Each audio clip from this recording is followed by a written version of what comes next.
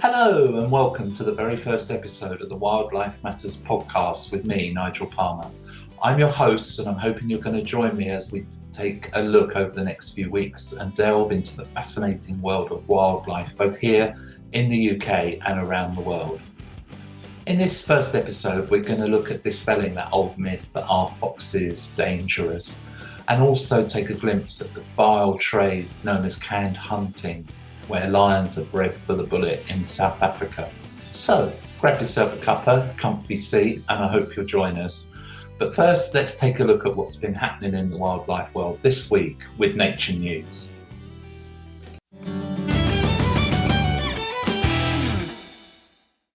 In today's Wildlife Matters Nature News, we're going to look at a recent study that's come out that's found that the killing badgers hasn't meaningfully assisted in lowering bovine TB rates in cattle. However, that hasn't stopped successive Conservative governments that have given the green light to the massacre of around 175,000 badgers since 2013. DEFRA did respond quickly to this study, accusing the authors of all manner of wrongdoing, including manipulating data. But it turned out that the data DEFRA used to counter the study's findings was in itself flawed. Ecologist Tom Langton, veterinarian Dr. Ian McGill, and Born Free's head of policy Dr. Mark Jones carried out the study. They have all consistently opposed the cull on ethical, scientific, and ecological grounds. The author's study focused on the high-risk areas in relation to bovine TB. These areas amount to around 30% of England. The study compared BTB rates, both confirmed and suspected, in cow herds in areas that had badger killing and those that didn't. It derived much of its data from the government's own statistics. Tom Langton explained that the statistics showed a levelling off and decrease in BTB rates across much of the high-risk areas over the last decade or so. However, the study indicated that this pattern endured regardless of when each county introduced badger culling. Instead of killing the badgers, it pointed to cow-focused measures such as bovine TB testing as being responsible for the reductions in the disease. DEFRA's Chief Veterinary Officer Christine Middlemiss and their Chief Scientific Advisor Gideon Henderson were quick to write a letter of revoking this study in the vet record. In fact, in a further blog, Christine Middlemiss shared DEFRA's own calculations on how areas were killing compared to those without. But Middlemiss's data was flawed. DEFRA wrote to Langton in May to highlight that it had used incorrect calculations in the rebuttal. But this had followed weeks of pressure from the study's authors to get the data released behind its claims. DEFRA apologised, however, it asserted that the flaw hadn't impacted on the rebuttal's overall argument. The study's authors say that the revision vindicates their findings as it narrows the gap between BTB rates in culled versus unculled areas that DEFRA initially suggested existed. As Dr. Mark Jones explained, we saw no difference between culled and unculled areas. DEFRA has gone out of its way to try and discredit our study, but its own corrected calculations now appear to corroborate our findings. DEFRA should hold its hands up and apologise, but more importantly, no further badgers should have to lose their lives for the sake of this ineffective, inhumane, unscientific and unnecessary policy. Tom Langton has called on DEFRA to apologise, saying that in our study is robust and has had 4 independent expert peer reviewers approve it prior to its publication.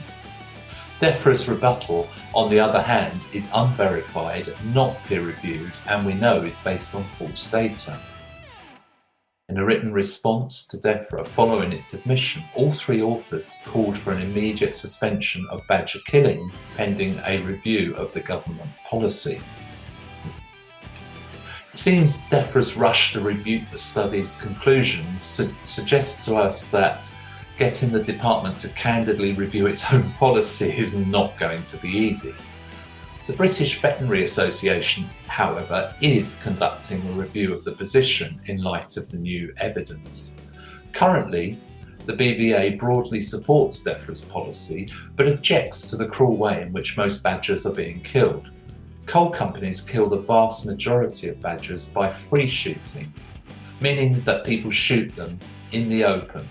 This is typically less accurate than killing them in a controlled setting, and it risks them dying slowly and in great pain, as the Badger Trust have stated.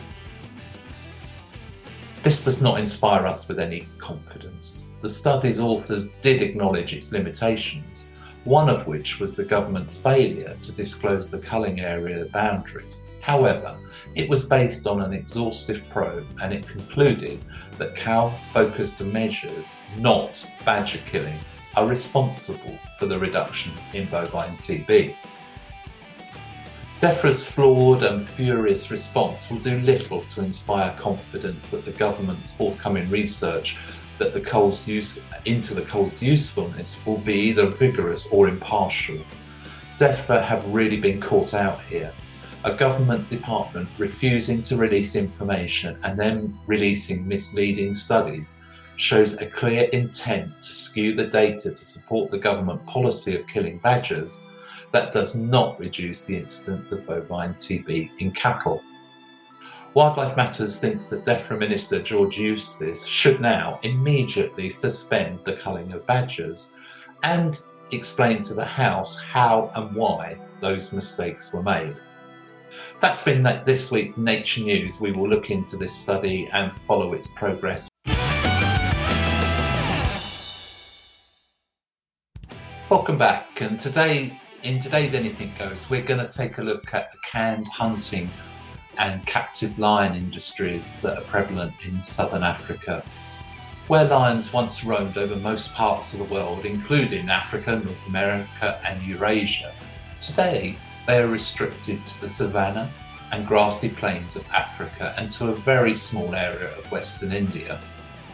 There are about 20,000 lions in the wild today, but 100 years ago that figure was around 200,000. In fact, few animal species have suffered such a catastrophic decline in their populations. Lions are the only truly social cat, and they live in groups called prides.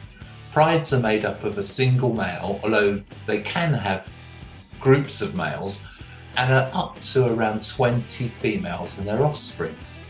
The male's role is to defend the females and the territory from other males, and the competition is fierce. A male's average tenure over a pride is only around 2 to 3 years, whilst groups of males do better than a lone male. South Africa is the only country to have 3 designations for its lion populations. These are wild, managed and captive. Whilst wild populations continue to suffer a catastrophic decline, the captive population has increased from just a few hundred 20 years ago to over 8,000 today. And captive lions are held in around 200 breeding centres around the country.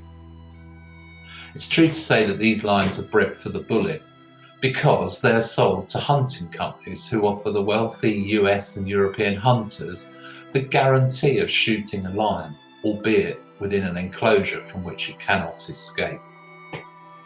These lions are not wild, they're farmed, often too closely bred, and are considered tame to humans, having been petted as cubs. Tragically, lionesses have become as valuable to breeders as the males used for trophies in trophy hunting. The lioness's bones are now sold to Asia to be used in traditional Asian medicine as a replacement for tiger bones. Captive bred lions suffer appallingly. They are removed from their mothers within a day to be hand-reared by humans. They are used in petting parks, spurning millions of selfies for social media. Once they have grown too big to pet, they take part in lion walks with the public before they're then sold on to the hunting companies to be shot, either as trophies or for their body parts. The captive animals are deprived of their natural environment with little or any stimuli or enrichment. They live their lives in mundane and barren cages. The animals become frustrated, unenriched and bored, and many develop zoochosis.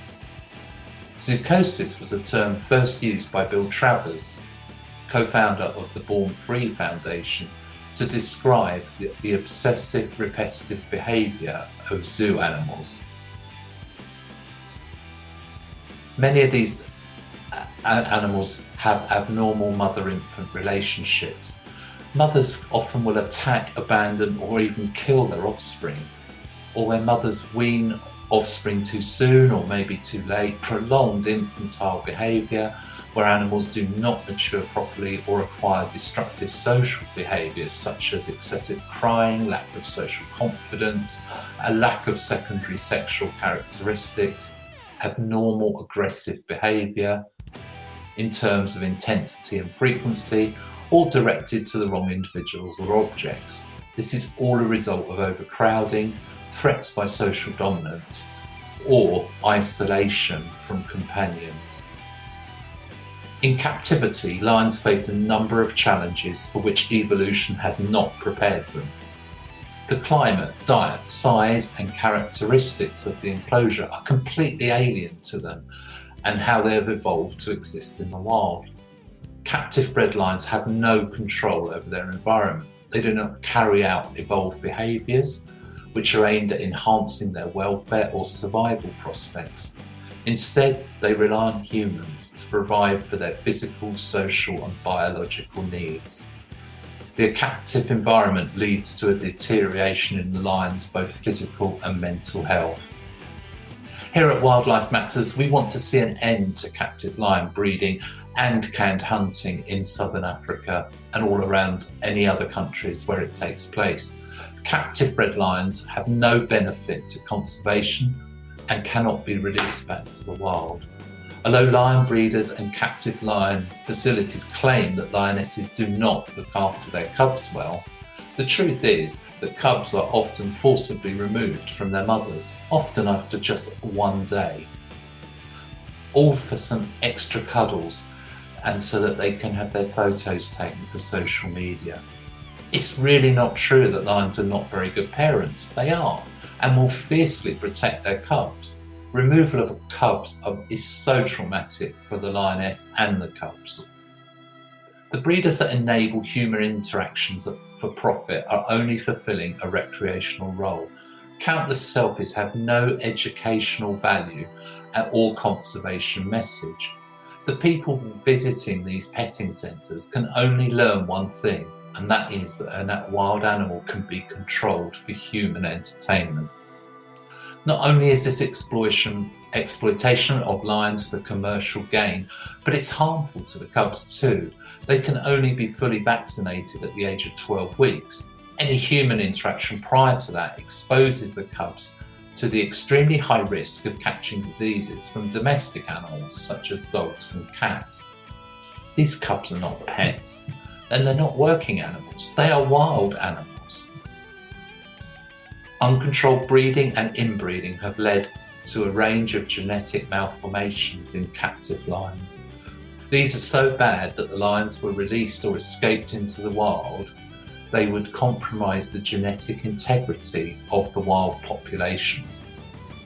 There is also a huge risk of disease introduction to the wild populations.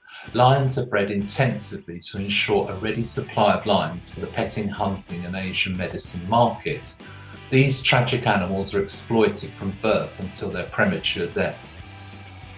Canned hunting and the commercial breeding of lions to support the hunters' bloodlust and take the dollars from them is a cruel and exploitative industry that threatens the declining populations and could see the extinction of the magnificent big cat species in our own lifetimes.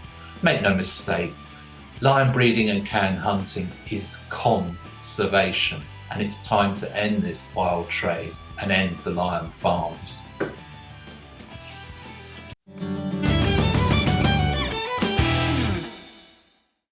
Wildlife Matters has been born from a passion and lifelong love of wildlife and the natural world.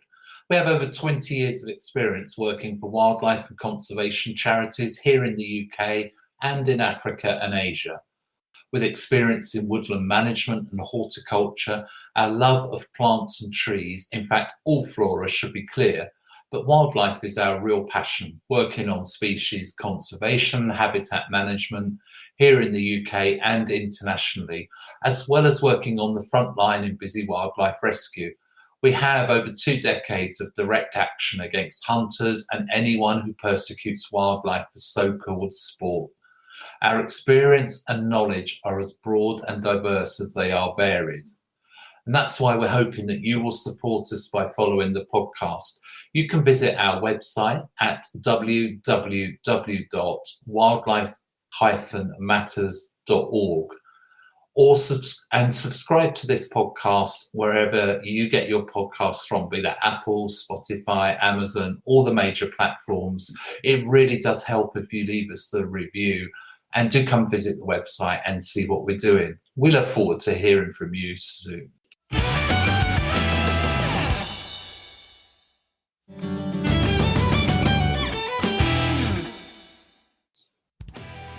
And welcome back. So we're going to be taking a look into the age-old question, are foxes dangerous to us?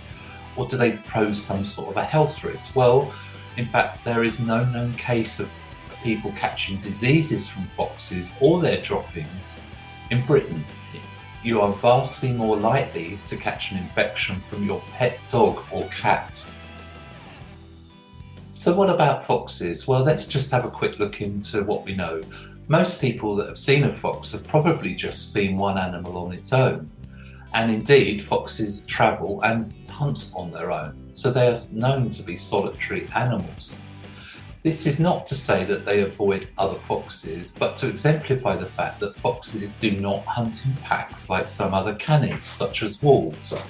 For a long time, it was believed that foxes lived a solitary life, meeting only during the mating season. But that is now proven to be untrue. The dominant male and female will form a pair that will last for life. Foxes are generally monogamous. The pair travel, hunt and feed independently, but occasionally meet, either briefly or for longer periods, during which they play or groom each other. In some areas, such as in urban areas, it is common for some other adult foxes to be present, in addition to the breeding pair.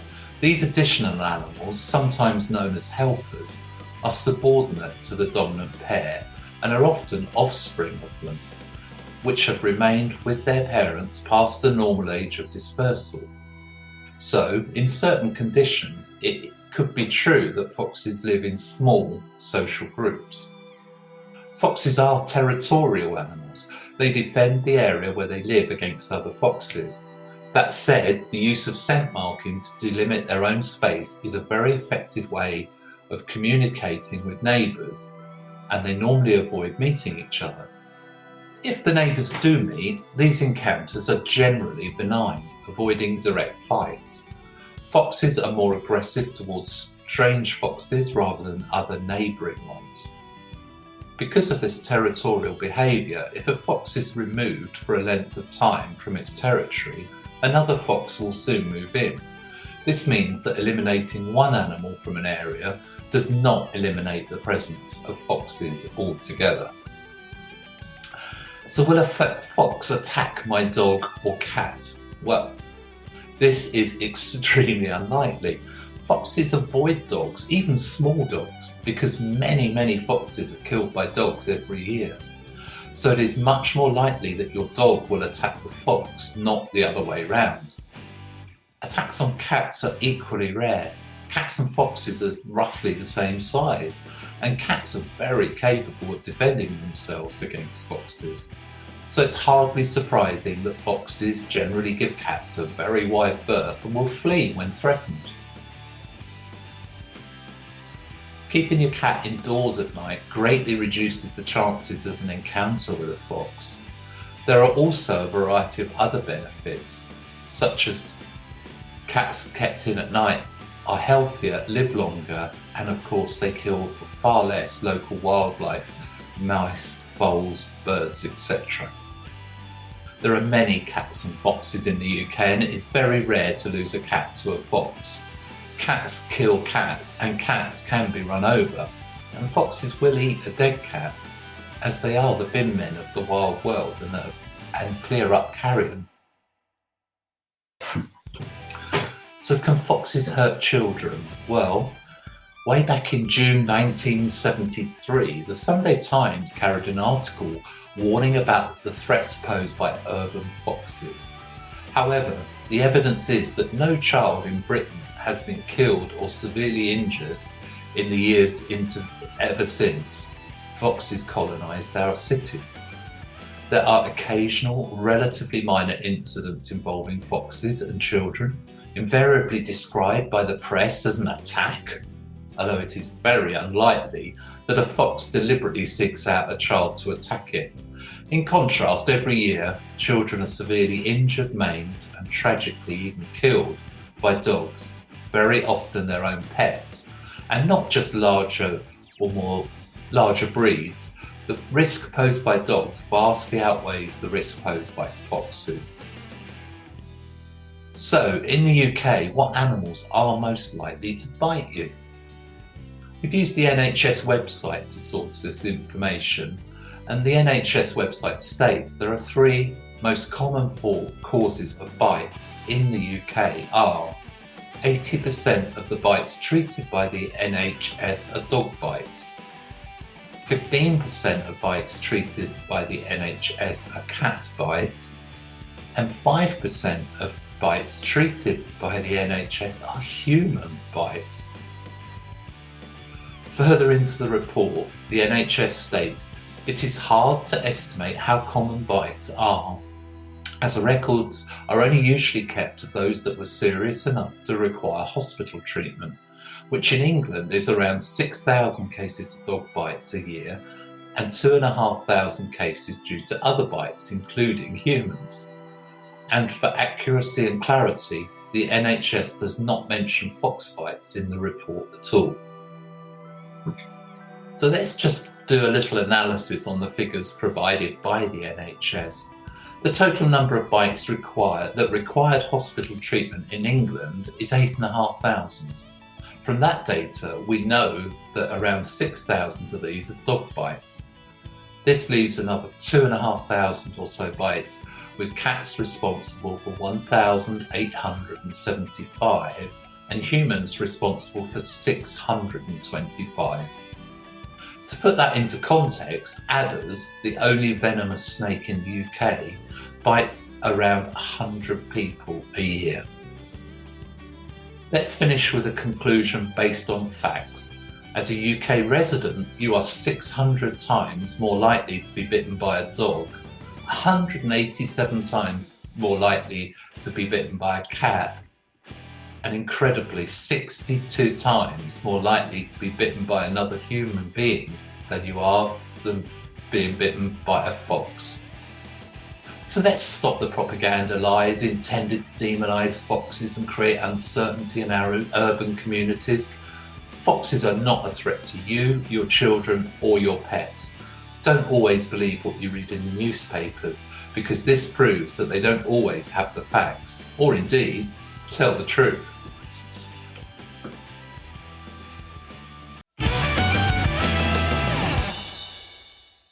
We do hope you're enjoying this episode of Wildlife Matters, the podcast. Coming up next week, we're going to be looking into the persecution of grey squirrels here in the UK and diving deep into the oceans to look at plastic pollution and what sort of an impact it's having on the environment, the marine animals, and of course ourselves. But now we'd like to introduce a new feature that we're going to put in, which is called Mindful Moments, a time just to sit back and listen to a sound from nature.